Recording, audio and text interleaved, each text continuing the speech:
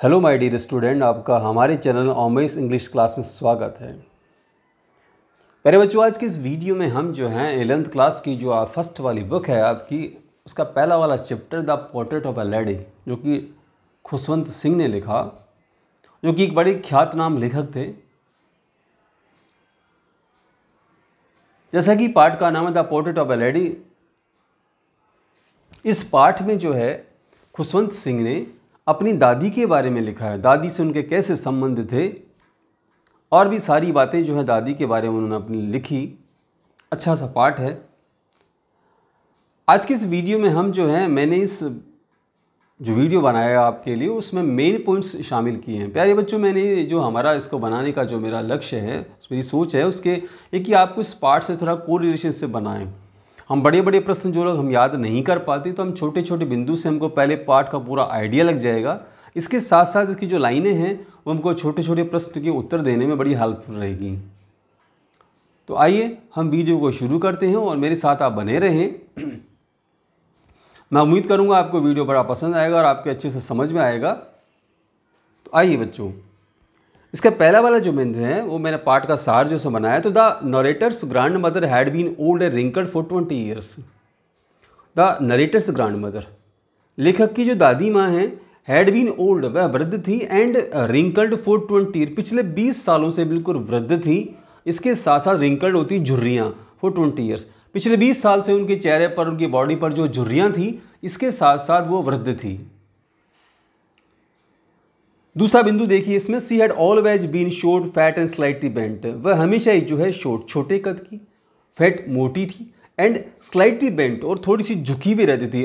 वृद्धावस्था के कारण थोड़ी कमर झुक जाती है, तो उनकी दादी जो थी एक तो छोटी थी, थोड़ी मोटी सी थी, इसके अलावा हल्की झुकी भी रहा करती थी।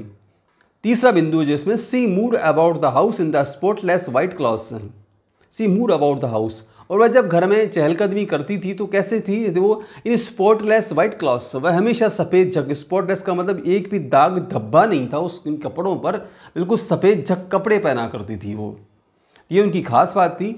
अगला वाला प्रश्न जो बिंदु देखेंगे हम, her one hand rested on her waist to the balance her stoop, her one hand, उनका एक हाथ जो था दादी का, रेस्टेड ऑन हर वेस्ट, वो हमेशा उनकी कमर पर, पीछे जो रहा करता था पीठ पर, टू बैलेंस हर स्टूप, अपनी जो झुकी कमर रहती थी उसका बैलेंस बनाए रखने के लिए एक हाथ जो है हमेशा पीछे वो टिका करके रखती थी। विद अनदर अदर हैंड, और दूसरे हाथ में जो है, she was always telling the beads of rosary, beads of rosary का मतलब है माला के मन के जो है, वह एक हाथ से तो अपनी बॉडी का बैलेंस बना के रखती थी और दूसरे हाथ से जो है वो हमेशा माला के मन के मतलब हमेशा प्रार्थना करती रहती थी। अगला वाला बिंदु देखेंगे बच्चों, the grand mother and the narrator were good friends, लेखक ने लिखा कि उनकी दादी जो है वो एंड नरेटर, इसके अलावा लेखक जो है और गुड फ्रेंड्स, वो अच्छे मित्र थे। सेवंथ वाला जो है, his parents left him with her, उनके माता पिता जो है लेफ्ट हिम, उनको छोड़ गए थे, विद हर, उनके साथ में, when they went to live in the city, उसके माता पिता जो है, लेखक के माता पिता जब शहर में जब रहने के लिए चले गए थे तो उसको वे अपनी दादी के पास गांव में छोड़ करके चले गए थे। अगला वाला बिंदु देखिए, she woke him in the morning, she किसके लिए है, दादी के लिए आया है। सी वॉक हिम लेखक के लिए है, वह उनको जगाती थी इन द मॉर्निंग, सुबह के समय, and got him ready for school, और वह उनको स्कूल के लिए तैयार किया करती थी। जो खुशवंत में लेखक जो है उनको स्कूल के लिए तैयार किया करती थी। She went to school with him, she went to school with him, वह उनके साथ स्कूल भी जाया करती थी। बिकॉज, क्योंकि the school was attached to the temple, because क्योंकि जो है द स्कूल, विद्यालय जो है, was attached to the temple, वह मंदिर के पास में था। तो दादी मंदिर चल जाती थी, मैं स्कूल चला जाता था, इसलिए दादी जो है हमेशा मेरे साथ साथ जो है स्कूल आया करती थी, ऐसा लेखक कह रहे हैं। अगला वाला बिंदु देखेंगे हम, after some times the narrator's parents sent for them in the city, after some times, कुछ समय बाद जो है, महीने 2 महीने साल 6 महीने बाद जो है, द नरेटर्स पेरेंट्स, लेखक के माता पिता जो हैं, Saint for them in the city, उन्होंने उसको शहर में बुला लिया। मतलब दोनों दादी पोते जो हैं उनको शहर में बुला लिया, दोनों वहाँ चले गए, उसके बाद वहीं बस गए वो। अगला वाला देखिए, it was a turning point in their friendship, और यही जो है उनकी मित्रता में, किसकी मित्रता में, दादी और लेखक की मित्रता में, कि महत्वपूर्ण मोड़ आया। The grand mother didn't like the English school, दादी जो है didn't like the English school, दादी जो है इंग्लिश स्कूलों को पसंद नहीं किया करती थी। सी didn't like science and the music being taught at the new school, नया विद्यालय जो था, देखो गांव का विद्यालय में जो वहाँ जाया करते थे पहले, वहाँ तो अलग था, अब जो शहर में आ गए तो वहाँ पर इंग्लिश स्कूल में जाया करते थे लेखक, तो दादी इसको पसंद नहीं किया करती थी। इसके अलावा जैसे डिडंट लाइक द साइंस, इसके अलावा विज्ञान एंड म्यूजिक और संगीत being taught at the new school, नई स्कूल में जो विज्ञान और जो संगीत है उसके बारे में जब सिखाया जाता था तो दादी को वो सब पसंद भी नहीं था। When the narrator went to the university, जब लेखक जो हैं बड़े आगे जब यूनिवर्सिटी में गए, मतलब जो उच्च अध्ययन के लिए, तो went to university their common links of friendship was broken, तो उन दोनों के बीच में, दादी पोते के बीच में जो मित्रता का संबंध था वो भी टूट गया। सनराइज टू सनसेट, सूर्योदय से लेकर के सूर्यास्त तक।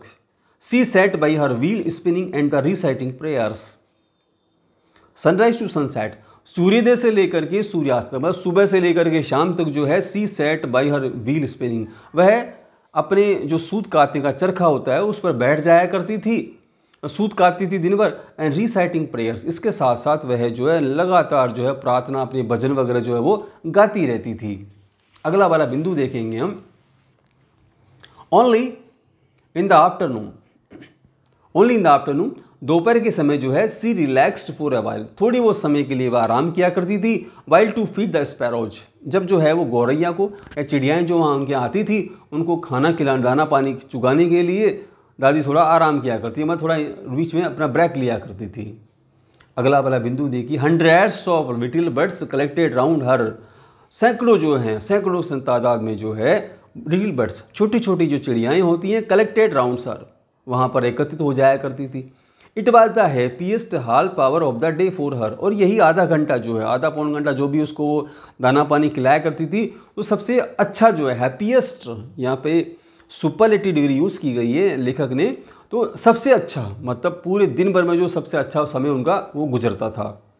अगला बिंदु देखें, when the narrator went abroad, जब लेखक विदेश में गए, फॉर फर्दर स्टडीज, आगे उच्च अध्ययन के लिए, she came to leave him at the railway station, she came, वह आई, दादी आई, टू लीव हिम, उसको छोड़ने के लिए, eight the railway station, railway station पर लेखक को जो है छोड़ने के लिए, सी ऑफ करने के लिए दादी उनके साथ साथ आई। अगला वाला बिंदु देखिए बच्चों, साइलेंटली सी किस्ड हिज फॉरहेड, धीरे से उन्होंने जो है उनके जो ललाट था उसको चूमा, मतलब थोड़ा स्नेह किया। The narrated thought that it was his last meeting with her, the narrator, लेखक ने जो है थॉट, सोचा, that it was his last meeting with her, कि यही शायद उनकी जो है अंतिम मुलाकात है। दादी वृद्ध थी, लेखक ने सोचा पता नहीं वो काफ़ी समय बाद लौटेंगे, तो दादी जो है बाद में मिलेगी नहीं मिलेगी, भाई इतनी वृद्धावस्था में कुछ भी हो सकता है, तो लेखक ने सोचा कि हो सकता है दादी से फिर कभी मुलाकात नहीं हो। आफ्टर 5 years, 5 सालों के बाद में, व्हेन ही कैम बैक, जब वह वापस आए होम, घर पर, she received him at the station, तो दादी ने जो उनको फिर रेलवे स्टेशन पर रिसीव किया, मतलब फिर दादी जो है उनको लेने के लिए भी वहाँ पर गई। She collected the women of the neighbourhood, अगला वाले बिंदु में है, she collected the women of the neighbourhood, उन्होंने जो है अड़ोस पड़ोस से महिलाओं को एकत्रित किया। अगला वाले बिंदु में, she he celebrated the home coming of the her grandson by thumping an old drum and singing song, she celebrated the home coming of her grandson, अपने पोते के जो घर आया था पोता विदेश से, उसको उन्होंने सेलिब्रेट किया शाम के समय। कैसे किया? महिलाओं को एकत्रित किया, अड़ोस पड़ोस की महिलाओं को एकत्रित किया। इसके साथ साथ by thumping an old drum, और एक पुराना उन्होंने ढोल लिया, मतलब जो ढोलक ली और उस पर उन्होंने जो है उसको बजाया, एंड सिंगिंग सॉन्ग, इसके साथ साथ उन्होंने गीत वगैरह भी गाए उनके आने की खुशी में। See even forgo to prayer, और इसके अलावा पहली जो खास बात थी, दादी जो है अपनी प्रार्थना को कभी नहीं भूलती थी, लेकिन आज जो है दादी जो है अपने पोते के आने में इतनी खुश थी कि उन्होंने अपनी जो प्रार्थना को भी भूल गई। अगला वाला बिंदु में है, सी ओवरटाइड हरसेल्फ, और दादी ने जब इस प्रकार से किया तो वो काफ़ी थक चुकी थी, एंड फेल इल, और बीमार पड़ गई। She lay peacefully in the bed praying and telling her beads, she lay peacefully in the bed, वह अपने बिस्तर पर शांति से लेटी हुई थी एंड टेलिंग हर बीट्स, और अपनी माला जो है उसके मन के अब प्रार्थना लगातार करती जा रही थी। She died in the afternoon. उस प्रकार से दोपहर में जो दादी का देहांत हो गया। Her dead body was put on a stretcher. उनकी जो डेड बॉडी थी उसको नीचे लिटाया गया। Thousands of the sparrows sat scattered on the floor. Thousands of sparrows, हजारों चिड़ियाएँ जो हैं sat scattered on the floor, वह आंगन में बैठी हुई थी। देयर वाज नो चिरपिंग, लेकिन कोई भी जो गौरैया, जो कोई भी पक्षी जो तो चहचहा नहीं रहा था, कोई भी आवाज़ नहीं कर रहा था। The narrator's mother threw small crumbs of the bread to the sparrows. तब जो है लेखक की जो माँ जो है वो उठी एंड थ्रू, उन्होंने फेंके मतलब डाले, स्मॉल क्रम्स ऑफ ब्रेड, उन्होंने छोटे छोटे दाना पानी के जो रोटी के टुकड़े जो हैं उनकी तरफ डाले। They took no notice of them, लेकिन किसी भी पक्षी ने, किसी भी जो चिड़िया थी और कोई पक्षी थे, किसी ने भी इस पर ध्यान ही नहीं दिया।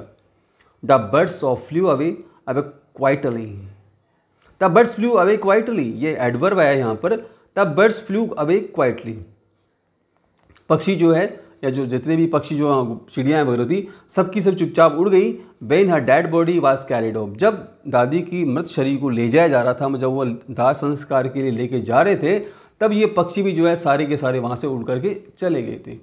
प्यारे बच्चों, आपकी ये जो आज का वीडियो कैसा लगा आप हमें कमेंट्स करके ज़रूर बताएं। इसके साथ साथ जो आप हमारे वीडियो को सब्सक्राइब जरूर करें ताकि आगे आने वाले जो वीडियो हैं आपको लगातार मिलते रहें। इसके साथ साथ आप हमारे चैनल को लाइक करें, शेयर करें, ताकि हमें थोड़ा जो उत्साह मिलता रहे, हमको लगता रहे भी हमारी मेहनत थोड़ी सफल हो रही है।